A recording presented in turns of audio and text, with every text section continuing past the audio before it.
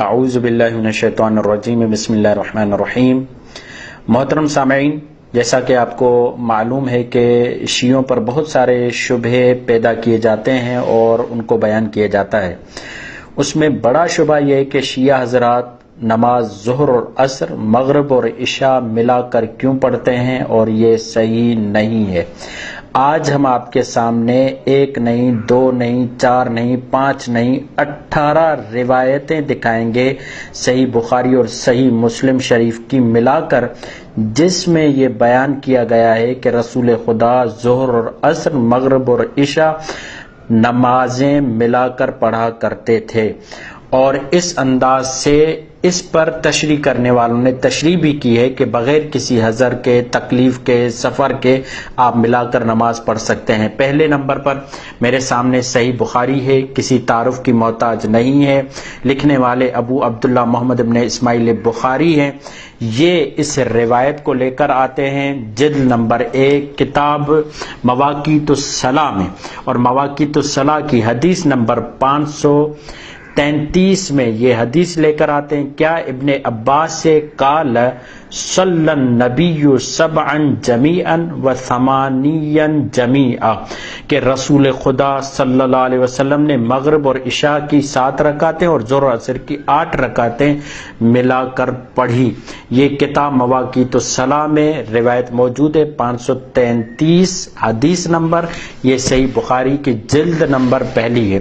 اور پھر صحیح مسلم، جس کی حاشیے میں مختصر طور پر شرح نووی، امام نووی کی شرح بھی لکھی گئی ہے۔ اس کو ترجمہ کرنے والے علامہ وحید الزمان ہیں، اور لکھنے والے آپ کو سامنے موجود ہے کہ امام ابو الحسن مسلم ابن الحجاج ابن مسلم القشیری، یہ لکھنے والے ہیں۔ اس کی جلد نمبر 1 اور 2 ہے۔ ابھی میں آپ کو دکھاتا ہوں جہاں پر انہوں نے 17 روایتیں لائیں اس بات پر کہ نماز جمع ظہر عصر مغرب و عشاء کو پڑھ سکتے ہیں۔ دیکھیں یہ صحیح مسلم شریف کتاب صلاۃ المسافر، اس میں انہوں نے یہ جمع کر کے، یعنی یہ 1 حدیث، 2 حدیث، 3 حدیث، 4 حدیث، 5، 6، 7، اس کے ساتھ باب الجم بین صلاتین فی الحضر ترجمہ کیا گیا ہے، کسی وجہ کے بغیر 2 نمازوں کو اکٹھا کر کے پڑھنے کا بیان۔